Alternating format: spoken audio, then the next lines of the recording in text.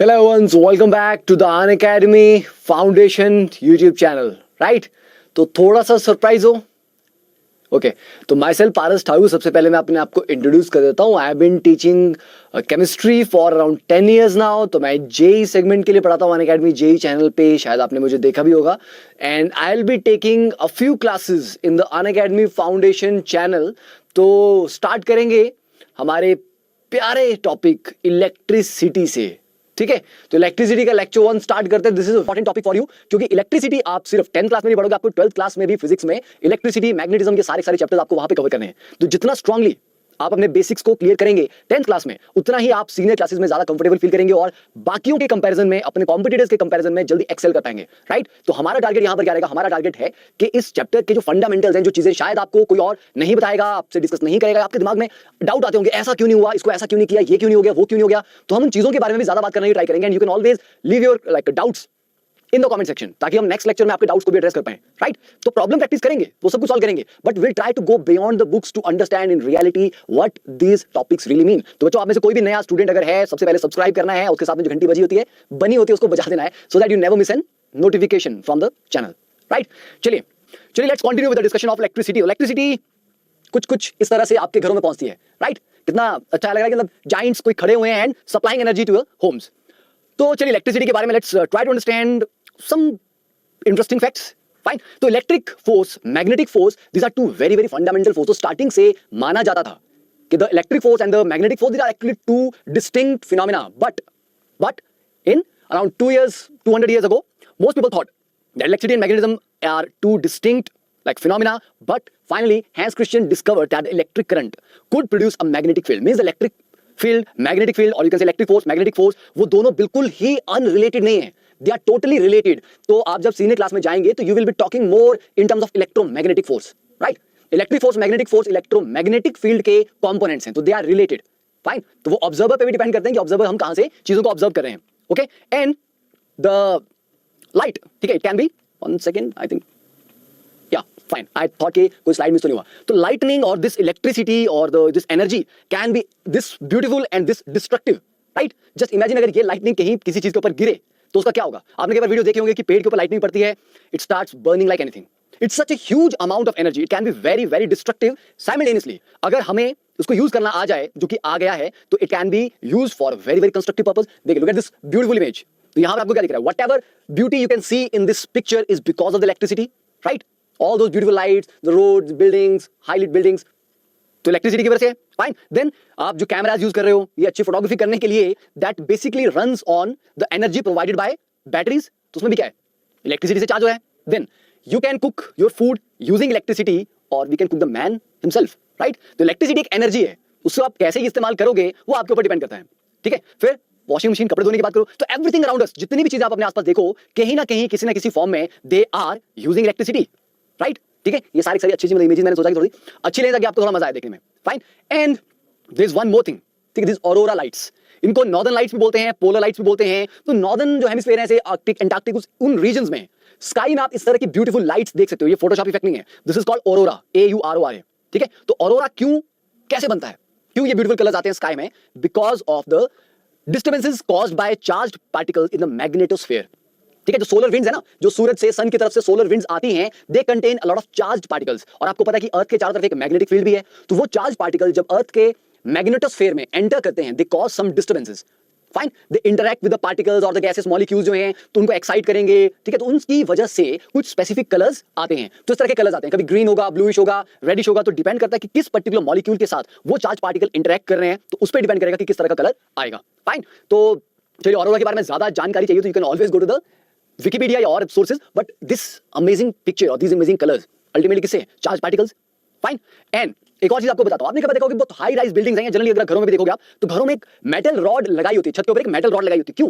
Normally उसका purpose होता है कि अगर लाइटनिंग हो तो आपके घर को डैमेज ना करे, वो लाइटनिंग उस मेटल रॉड के थ्रू होते हुए ग्राउंड में चला जाए, अर्थ में चला जाए, right. That's called lightning arrester, ठीक है। लाइटनिंग रॉड भी बोलते हैं, लाइटनिंग अरेस्टर भी बोलते हैं। तो ये इसका जनरल कंस्ट्रक्शन होता है। तो यहां बिल्डिंग में लाइटनिंग रॉड रहेगी, और अगर पहली बात इसके ऊपर अगर क्लाउड्स हैं, तो पहली चीज तो ये अवॉइड करती है कि लाइटनिंग हो इसके ऊपर, और अगर हो भी गई, it will carry that energy directly to the ground, ताकि आपकी बिल्डिंग को कोई नुकसान ना पहुंचे। तो ये फ्रैंकलिन ने डिस्कवर किया ये फिनोमिना और भी बहुत सारी चीजें उन्होंने डिस्कवर की थी, तो उसके बारे में बात करेंगे। तो उन्होंने सजेस्ट किया that the lightning rod protects a building by one of the two methods. पहला मेथड क्या है? The rod serves to prevent a charge cloud from releasing a bolt of lightning.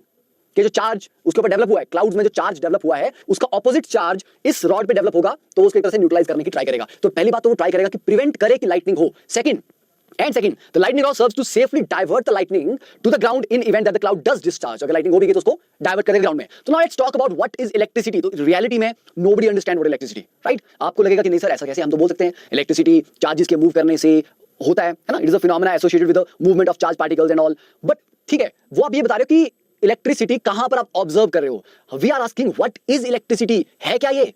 हाँ, जनरेट किससे हुआ, वो किससे हुआ, that is separate thing. What is electricity, nobody understand this. तो हम क्या समझते हैं? अगर हम ये नहीं समझते कि इलेक्ट्रिसिटी क्या है, we only understand the means and the ways to use this. आप कैसे इस एनर्जी को अपने लिए यूज कर सकते हो, राइट? आप वॉशिंग मशीन में इसको यूज कर सकते हैं, लाइट्स के लिए इसको यूज कर सकते हैं, मशीन्स को रन करने के लिए यूज कर सकते हैं, electric buses, electric cars, lot of phenomena, batteries, ठीक है, आपके मोबाइल, कंप्यूटर एंड ऑल। तो आप इसको इस्तेमाल करना जानते हैं, but you don't really understand what this phenomena is. Nobody does. जिन्होंने डिस्कवर किया उनको भी समझ नहीं आया, राइट? तो electricity is the name given to wide range of electrical phenomena that in one form or another underlie just about everything around us. आपके अराउंड जो भी हो रहा है that is one way or another it is related to electricity. Lighting in the sky की बात करो, glowing of a lamp, okay, और what holds atoms together as molecules to the nerve impulses. आपके ब्रेन में, body में जो nerve impulses जा रही है, सिग्नल जा रहे हैं ब्रेन से, जिससे पूरी बॉडी ऑपरेट हो रही है, वो भी इलेक्ट्रिक सिग्नल्स हैं, राइट? तो electricity is all around us and all within us. हमारे अंदर भी इलेक्ट्रिक करंट है, बट वो बहुत कम इंटेंसिटी का है। तो we may not just understand what electricity is, but we definitely understand how to use it for our benefit। ठीक है, इन सारी डिवाइसेस में। तो इस पर्टिकुलर चैप्टर में हम क्या पढ़ने वाले हैं?